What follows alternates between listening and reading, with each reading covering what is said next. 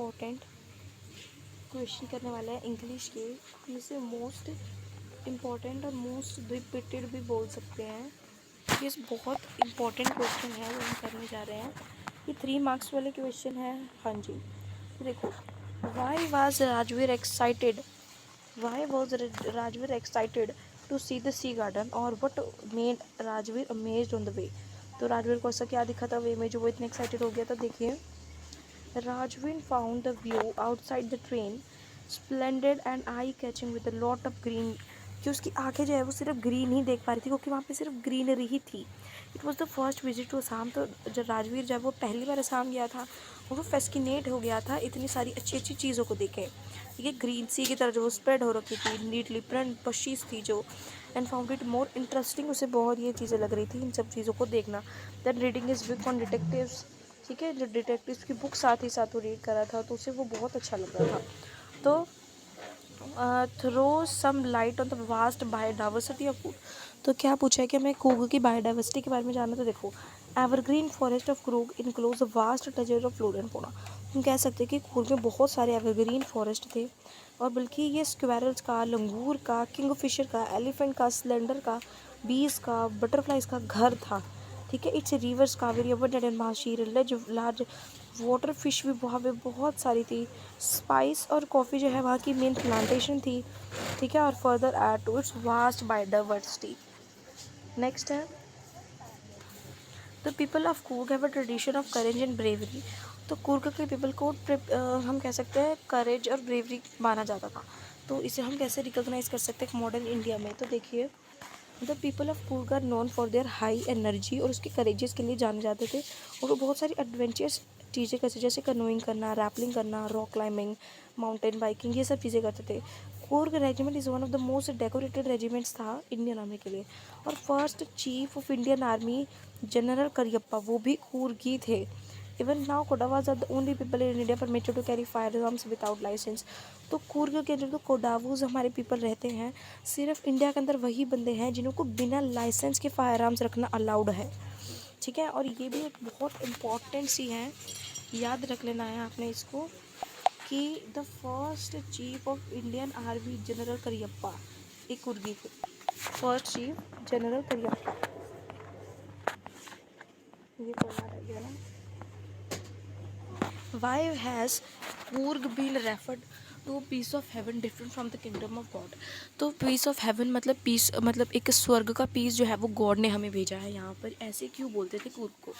तो देखो, Coorg is often refer to as a small piece of heaven. तो कूर्ग को एक स्मॉल पीस ऑफ हेवन बोलते थे क्योंकि उसके अंदर बहुत सारी नेचुरल ब्यूटी थी, जैसे एवरग्रीन फॉरेस्ट थे, रोलिंग हिल्स थी, कॉफ़ी की प्लांटेशन थी, स्पाइस ट्रीज थे। जो फ्रेशनेस थी ना नेचुरल सराउंडिंग्स की, is further enhanced by the aroma of coffee. तो कॉफ़ी की इतनी अच्छी फ्रेगरेंस जो आती थी, जो एक बहुत इंपॉर्टेंट पार्ट था कहाँ, कूर्ग का। ठीक है, what is the story about the Kodavus people Greek descent. तो कोडावूस पीपल की क्या स्टोरी है। तो देखो, according to one story the Kodavu people are a Greek ascent. एक स्टोरी से हम कह सकते हैं कि जो कोडावू पीपल है वो ग्रीक के एसेंट हैं, यानी डिसेंट हैं, क्या बोलते हैं, पूर्वज। ठीक है, क्योंकि जो अलेक्जेंडर आर्मी का पार्ट है ना वो साउथ में चले गया था और फिर वो return and practically these people married amongst, तो फाइनली सेटल्ड देयर। तो जो अलेक्जेंडर्स आर्मी जो है ना वो साउथ चली गई थी और वहीं पे रहने लगी थी। When returning became impractical, these people married amongst the locals. तो वो लोकल के साथ शादी वगैरह करी, तो उन्होंने वहाँ से ही अपना कोडावू के अंदर आके अपना ये सब चालू कर दिया। ठीक है, नेक्स्ट है, फिर बाद में कूर्ग को डिसेंट ऑफ अरब्स भी बोला गया है। तो वो क्यों बोला गया है। तो देखो, तो people of Coorg are also known as the descendant of the Arabs people, क्योंकि one black coat worn by them with an embroidered waist band, this is called kupya in Coorg. तो कूर्ग के अंदर जो कूपिया ड्रेस पहनी जाती है वो अरब्स भी वैसे ही पहनते थे। तो मैं आपको बताती हूँ, रुको एक चीज़, कि जो अरब पहनते थे ना वो थी कूफिया, और जो ये पहनने लग गए वो है कूपिया। तो ये कहा जाने लगा था कि ये भी सेम है, ये भी सेम है, तो ये इसी वर्ड से रिसेंबल हुआ ना, कूफिया ते कूपिया, इसीलिए उन्हें डिसेंट बोला जाता था। किसका डिसेंट, अरब्स का डिसेंट। ठीक है, यहाँ पे लिखा है देखो, कूफिया, जो अरब्स और कर्ड्स पहनते थे, तो ड्रेसिंग सेंस की वजह से उन्हें डिसेंडेंट ऑफ अरब्स बोला गया। नेक्स्ट है, what is Coorg situated. Coorg जो है वो कहाँ पे है और कैसा प्लेस है? तो देखो, कूर्ग सिचुएटेड है माइजर और कोस्टल टाउन ऑफ मैंगलोर के बीच में, ठीक है, माइजर और मैंगलोर के बीच में है। एक बहुत ब्यूटीफुल प्लेस है और ऐसा लगता है कि हेवन का एक पीस है जो कि गॉड के राजमहल में से उस गॉड ने हमें दे दिया है, ठीक है। नेक्स्ट है, वाई इज कूर्ग को called a land of rolling hills? Coorg को a land of rolling hills क्यों बोला जाता था? इसलिए बोला जाता है क्योंकि जो ये सिचुएटेड है ना, ये जनरल स्लोपिंग हिल्स के बीच में सिचुएटेड है और उसका एंटायर एरिया जो है वो कवर्ड हो रखा है हिल्स से। Brahmagiri hills as a panoramic way, ठीक है, ब्रह्मगिरी जो हिल्स है वो भी कूर्ग में ही है, ठीक है। नेक्स्ट है, baking was considered an essential and profitable profession in the tradition. Goa village में बेकिंग जो है कि एसेंशियल और प्रॉफिटेबल प्रोफेशन था। What reason does the writer give to support this point? तो क्या क्यों रीज़न था जो ये कितना बड़ा है, इसको कहीं और चिपका सकते हैं। तो क्या रीज़न था जिसकी वजह से जो ये हमारा राइटर उसने ये कहा? तो देखो, God is very much influenced by the Portuguese जो होते हैं। गॉड, ये कहना है कि गॉड से बहुत ज़्यादा इन्फ्लुएंस है। बेकिंग को कंसाइडर्ड एन एसेंशियल और प्रॉफिटेबल प्रोफेशन कहा जाता था गोवा विलेज में, क्योंकि जो the Portuguese are famous for preparing the loaves of bread. जो ब्रेड के लोव्स बनाते थे ना, उसके लिए वो बहुत फेमस थे। We can come across the baker of bread is the traditional family work. ये एक ट्रेडिशनल फैमिली वर्क भी था, ठीक है, उनका ट्रेडिशनल फैमिली वर्क था। The villager was much fond of the sweet bread. Villagers को जो स्वीट ब्रेड बोल है, लॉव्स ऑफ ब्रेड है, वो बहुत पसंद करते थे। और जो मैरिज में ये सब गिफ्ट दिए जाते थे, ये मीनिंगलेस होते थे अगर उन्होंने लॉव्स ऑफ ब्रेड, बोल, स्वीट ब्रेड, ये सब चीज़ें नहीं दी, बोल हैस नहीं दिया, केक्स नहीं दिए, तो मैरिज के अंदर वो मीनिंगलेस गिफ्ट होते थे, ठीक है। Formed an important item occasion. Cakes और बोलिनैस जो होते हैं एक इम्पॉर्टेंट आइटम थी वहाँ पे। फिर क्रिसमस के अंदर, अदर फेस्टिवल के अंदर अगर किसी ने पार्टी रखी है, अगर उसमें ये सब 4 चीज़ें नहीं हैं, बोलिनैस, केक, स्वीट ब्रेड, ठीक है, लॉव्स ऑफ ब्रेड, तो फिर उसे मीनिंगलेस पार्टी बोला जाता था। द बेकर जो है वो बिल कलेक्ट करते थे हर रन में, और जब वो बिल कलेक्ट करते थे, पता है वो बिल कहाँ पे लिखते थे? जो दीवारें होती है ना, दीवारों के ऊपर पेन से चला देते थे, ठीक है, वहीं पे अपना सब कुछ हिसाब किताब लिख देते। इसीलिए बेकिंग जो एक प्रॉफिटेबल ओल्ड एज में एक बिजनेस बोला जाता था। और ये भी चीज़ बोली जाती थी कि जो बेकिंग वाली फैमिली है ना, they never be starve any one, ठीक है, इस क्योंकि वो कभी भी भूख हमारी नहीं कर सकते, और हमेशा वो हैप्पी लिखते थे और प्रॉस्परस ही दिखते थे। हैप्पी होंगे तो मतलब प्रॉस्परस होंगे तो हैप्पी भी तो होंगे ना, इसलिए। नेक्स्ट क्वेश्चन है, even today any person with a jackfruit like physical appearance is easily to compare to the baker. तो अगर कोई भी जैक फ्रूट होता है, जो हमारे पास वो पम्पकिन नहीं होता, मोटा सा कद्दू बोलते हैं जिसे, उसे आई थिंक हम जैक फ्रूट बोलते हैं, बाकी पता नहीं, ठीक है। तो जब भी कोई जैक फ्रूट दिखता है तो हम उसकी फिजिकल अपीयरेंस को बेकर के साथ कंपेयर क्यों करते हैं? क्योंकि जो ब्रेड मेकिंग बनता है ना, वो बहुत प्रॉस्परस थे गोवा के अंदर। और जो बेकर जो है वो प्लम्प और राउंड बॉडी होती थी, क्योंकि देखो अब वो अच्छे घर के हैं ना, एकदम प्रॉस्परस है, तो वो एकदम हट्टे कट्टे होंगे ना, खाते पीते घर के, तो इसीलिए वो थोड़े मोटे होते थे, तो इसीलिए वो जैक फ्रूट से कंपेयर किए जाते थे। Is bread an important part of Goa? Yes, I think because bread is the most important part of the Goa. ठीक है, वो डेफिनेटली, क्योंकि ब्रेड ही है जो डेली लाइफ में जो लोग खाते थे, ओकेजन्स पे भी जो आता था, क्रिसमस पे, फेस्टिवल्स पे, वेडिंग पे, एंगेजमेंट के, और ये सब ओकेजन जो इनकम्प्लीट होते थे जब तक ब्रेड की प्रिपरेशन नहीं होती थी और ब्रेड नहीं दिया जाता था इन्हें खाने के लिए, ठूसने के लिए। नेक्स्ट है, how did the baker attract the children? जो बेकर जो है वो चिल्ड्रन को कैसे अट्रैक्ट करते थे? सबसे पहली बात है, चिल्ड्रन को है not by his jingle of loaves of bread, he sold और attracted the children of the bread bangles, special bread boards specially made for children. तो देखो, तो bread attracted the children not by his jingle और by the loaves of bread से नहीं करता था, ही sold, वो सब चीज़ें बेचता था, but attracted the children by the bread bangle, जो ब्रेड बैंगल्स होती है ना उनकी आवाज़ करके, ठीक है, स्वीट ब्रेड जो है वो बेचता था, ठीक है, तो और उसी वजह से चिल्ड्रन जो है वो उसके पास आते थे। Baking was considered essential in traditional Goa, what reasons does the writer? देखो, नो फेस्टिवल जो है वो इनकम्प्लीट था इन सब के बिना, ये कितनी बार करेंगे ना वैसे, ठीक है, ये आप खुद ही कर लेना। देखो, ट्रेडिशनल स्वीट जो है, क्योंकि सबसे पहली बात तो ये लिखनी है, क्रिसमस फेस्टिवल हर चीज़ दे पर incomplete, they are incomplete if there is no bread वगैरह, ठीक है। नेक्स्ट है, what do the elders in Goa still love to remember, और what are the elders in Goa nostalgic about? तो देखो, गोवा के अंदर जो एल्डर्स हैं वो क्या चीज़ याद करते हैं और क्या चीज़ जो है उन्हें ये चीज़ याद कराने के लिए मजबूर करती है। तो देखो, जो गोवा के अंदर एल्डर्स है ना, एल्डर इन गोवा, वो नॉस्टैल्जिक हैं, जो गुड पोर्टुगीज डेज हैं उनके बारे में, जो पोर्टुगीज वो लोग जो ब्रेड खाते हैं उनके बारे में, और वो वेरी फेमस थे ना ब्रेड के लिए, इसीलिए जो एल्डर जो है वो उन्हें याद करते हैं। ठीक है, नेक्स्ट है what did the bakers wear when the author was young. तो जब ऑथर यंग था तो बेकर क्या पहनता था, जब ऑथर यंग था एक पेक्युलर सी ड्रेस पहनता था जिसे हम कबाई बोलते हैं। ठीक है, ये एक लॉन्ग पीस फ्रॉक थी, नीज के नीचे तक पहुंची थी। और during the year when the author was young they wrote, जब ऑर्डर यंग था द बेकर इन द फोर्टिकस days for more peculiar dress, it was a long simple dress थी। पर जब ऑथर यंग था तो एक शर्ट और ट्राउजर पहनते थे, वो हाफ पैंट, ना ही हाफ पैंट थी ना ही फुल पैंट थी।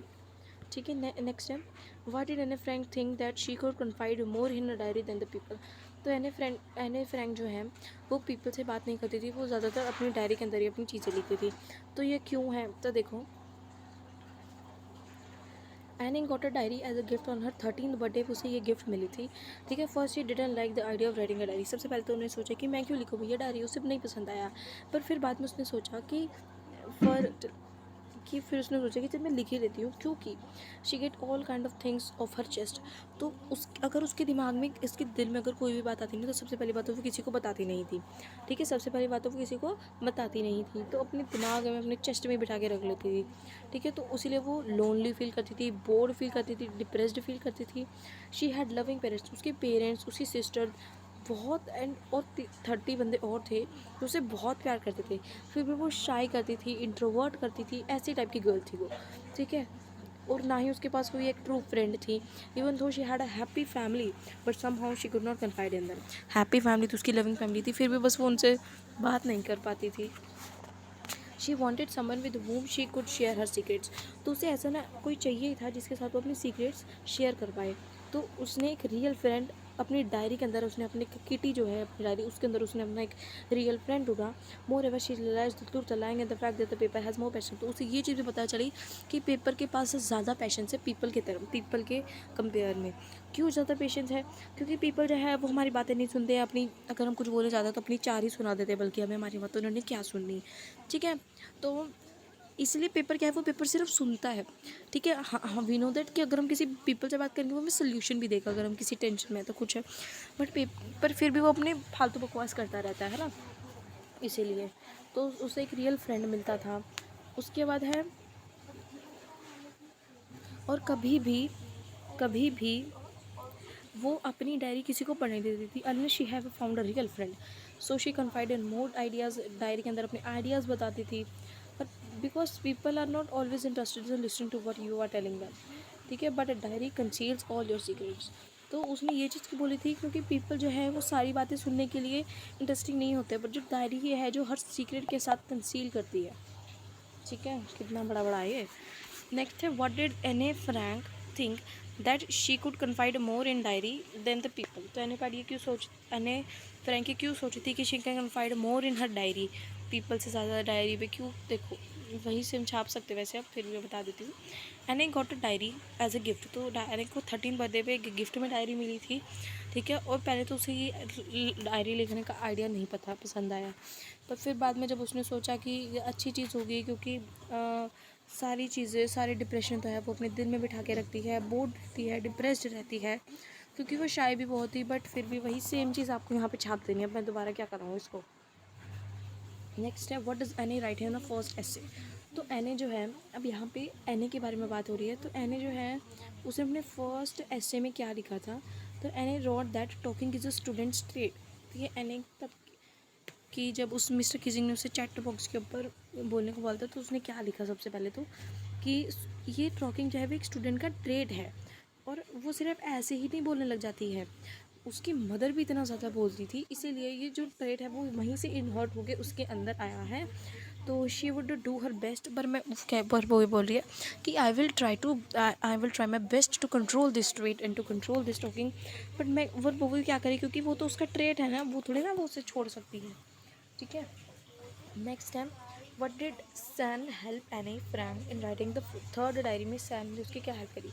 तो Sanne was one of the, Anne Frank का फ्रेंड था, और उसने शी सजेस्टेड, फ्रैंक थी मतलब, तो उसने उसे सजेस्ट किया एनी को एक वर्स फॉर्म में डायरी लिखे कि एग्जाम्पल्स पुट करे स्वैन और डकलिंग के, ठीक है, ऐसे। Grandma had a significant place in Annie's heart. Grandma जो थी उसकी उसके एने के दिल में ग्रैंडमा के लिए एक बहुत अच्छा सा सिग्निफिकेंट प्लेस था, क्योंकि वी कैन से दैट कि जब उसके जैसे किटी एक रियल फ्रेंड थी ना, तो उससे पहले जो उसकी ग्रैंडमा वो उसकी एक अच्छी फ्रेंड थी। तो देखिए पढ़िए। समर 1914 में हैने की ग्रैंडमा जो है वो इल हो गई and had to have an operation. तो उसे ऑपरेशन करवाना पड़ा, पर फिर वो जनवरी 1942 में मर गई। तो एना को अपनी ग्रैंडमा बहुत पसंद थी और उसे हमेशा उनकी याद आती रहती थी। और एना's बर्थडे सेपरेट कैंडल वॉज, और जब भी उसका बर्थडे आया, जैसे 13th बर्थडे आया, तो ये एक ग्रैंडमा के लिए ना एक सेपरेट कैंडल जलाई जाती है, ठीक है। तो ग्रैंडमा के लिए एक स्पेशल कैंडल जलाई गई। तो why does Anne want to keep a diary. तो एनी को एक डायरी क्यों रखना चाहती थी, क्योंकि उसकी फैमिली फ्रेंड है वो अलोन रहती है सबसे पहली बात, तो ना ही उसकी कोई बात सुनता है। और there were 30 person whom she could call her friends. 30 ऐसे पर्सन हैं जो जिसे वो अपने फ्रेंड बुला सकती है, but she could talk only ordinary everyday things with them. She couldn't share, ज़्यादातर फीलिंग्स वो शेयर नहीं कर पाती थी। Not could she confide in them, she wanted to diary, क्योंकि वो अपनी डायरी को अपना फ्रेंड बना सके, उसके साथ अपनी अच्छी बुरी हब सब फीलिंग्स शेयर कर सके, इसीलिए she wanted to keep a diary. Next है, how did Anne regard a diary and what name did she give it to. तो उसने अपनी डायरी को कैसे किया और उसे क्या नाम दिया। तो देखो, Anne regarded a diary as long her awaited friend. एक इमेजिनेशन के अंदर उसने अपना फ्रेंड बना लिया उसे, और अपने सारे फैक्ट जो है वो अपनी डायरी के अंदर लिखने लगे, और उसने अपनी डायरी का नाम दिया किटी, और उसे अपना एक ट्रू फ्रेंड बना लिया। और आप ये भी लिख सकते हो कि she behave as an insider, ठीक है। She behave with the diary likes an insider, कि कोई बाहर का बंदा नहीं है, उसका अपना ही है। नेक्स्ट है, why does Anne want to keep a diary, why does she feel can trust. ये ऊपर वाले लिख दो आप। और जब ये आएगा ना कि why does she feel to, कहाँ गया, कि why does she feel she can trust diary more than, तो सबसे पहले तो आप लिख देंगे because diary has more patience, ठीक है। Diary paper has more patience, तो आप यहाँ पर लिख दोगे। Next, why did Anne start writing a diary. तो एने ने डायरी लिखनी स्टार्ट क्यों की, क्योंकि देखो उसके पास एक लविंग पेरेंट थी, सिस्टर थी, बहुत सारे फ्रेंड्स थे, बट कोई भी उसके साथ वो नहीं करता था, क्या बोलते हैं, उतना ही उसकी कोई बातें सुनता था, वो लोन ले जाती थी। तो सबसे बड़ी बात वो ना थोड़ी शाय सी थी, ठीक है, ठीक है।